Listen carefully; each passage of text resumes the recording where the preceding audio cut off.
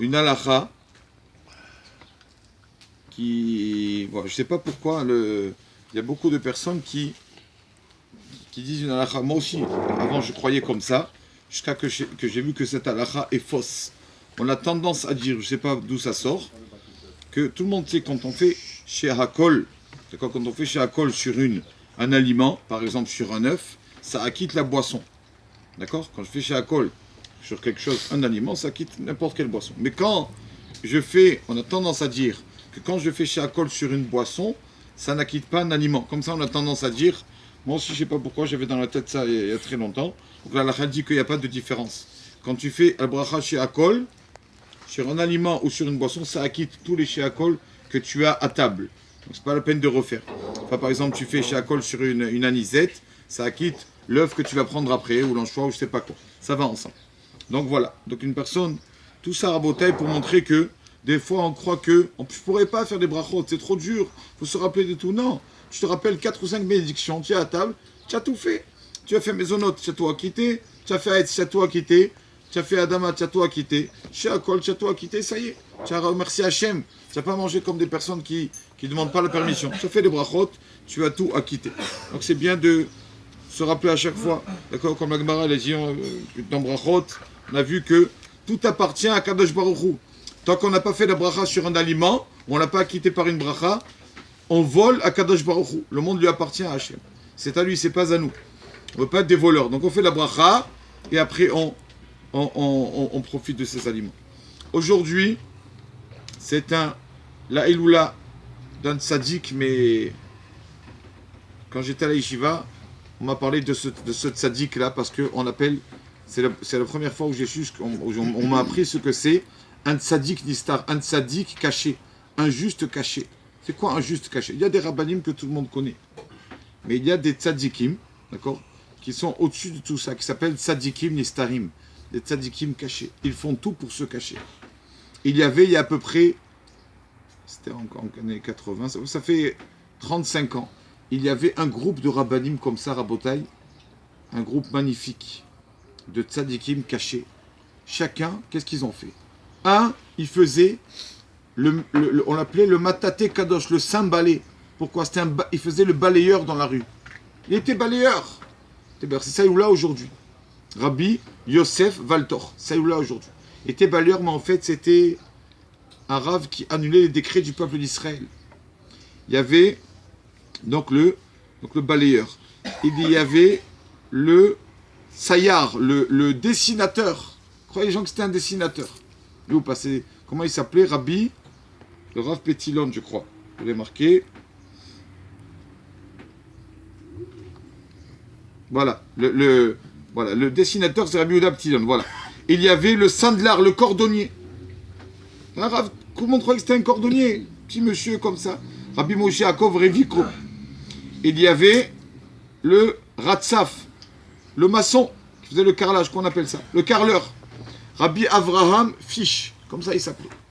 Et le cinquième, qui est encore vivant, le dernier du groupe, les Avdil, le Chaim Aroukim, le Chalban, Rabbi Chaim Akohen.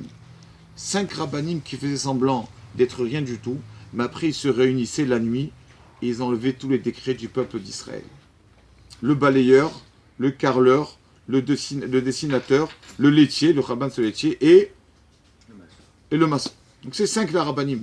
Un de ces 5 la rabotaille, c'est Rabbi Yosef Voltor. La tête, celui qui est à la tête des 5, c'était qui? C'est le sandlar, le cordonnier. C'est le sandlar, le cordonnier. Lui, le sandlar, avant de mourir, il est mort avant la guerre des 6 jours, une semaine avant. Il a écrit 4 lettres. Il a donné à chacun des 4 une lettre. Chacun, il va ouvrir la lettre. Il a dit, voilà, à telle date, tu ouvras cette lettre. Comme ça, il a fait le tête du groupe. Au premier, il lui a dit, tu ouvres là, dans quelques semaines. C'était après la guerre des 6 jours. Il a dit, Israël, comment c'est marqué là-bas? Je ne sais pas ce qu'il a marqué. Il a prédit la guerre des 6 jours. Après, c'était une autre guerre qu'il a prédit, un autre rave. Après, c'était la guerre, la guerre du Golfe, le dernier. Et le dernier papier, il est où?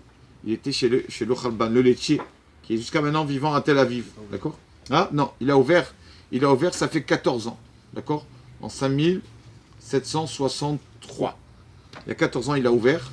mais il ne veut pas dire ce qu'il a marqué. Il a juste dit un remède d'allusion, qu'il y aura une grande guerre et que la Géoula est proche. Comme ça, il a dit dans la lettre ce Rav, le Sandari l'a prédit. Ça, c'est bon, il y a raison. Si on mérite, bien sûr, Bezrat Hashem. Donc, pour vous dire à tel point, c'est ça, quoi les vrais rabbanim? On appelle en hébreu tzadik nistar, des tzadikim cachés. Vous vous rendez compte? Vous voyez, vous vous levez le matin, vous voyez le balayeur, en fait, c'est un tzadik sur qui le monde tient. Vous voyez le carreleur, en vérité, le monde il tient sur lui. Ou le cordonnier, 5 rabbanim, ou le dessinateur. Et le laitier, jusqu'à maintenant, il est vivant à Tel Aviv. Rabbi Chemakouan Nochalban, c'est des hommes, vous les voyez, sans barbe, sans rien. Parce qu'ils ont voulu cacher leur Torah, ils veulent pas. Ils ne sont pas des personnes qui courent après les honneurs. Bien au contraire, ils fuient les honneurs. Donc le Rabbi Yosef Voltor, ce Rav qui est aujourd'hui Saïgoula, il avait toujours un sac. Il allait sur les tombeaux des sages, il était là-bas pendant des heures. Et une fois, il y a un monsieur qui l'a vu sortir de tombeau de Rabbi Shimon Bar Yochai, de Méron. Il lui a dit, Rabbi, je veux apprendre. Il dit, qu'est-ce que tu veux apprendre, mon fils? Qu'est-ce que vous avez dans votre sac? Quel livre vous avez? Je veux voir quel livre vous avez. Comme ça, je vais acheter les mêmes. Je vais prier comme vous. Il dit, j'ai pas de livre. Il a dit, arrêtez, Rabbi, arrêtez. J'ai pas de livre. Il regarde. Et il ouvre son sac. Et qu'est-ce qu'il voit, Rabbi Yosef Voltor? Qu'est-ce qu'il avait? Il avait un paquet de gâteaux. Et il avait un thermos de thé. Il dit, arrêtez. Je vois tout le temps avec... Où vous cachez? Ça aussi, vous le cachez? Où vous cachez vos livres? Il a dit, j'ai pas de livre.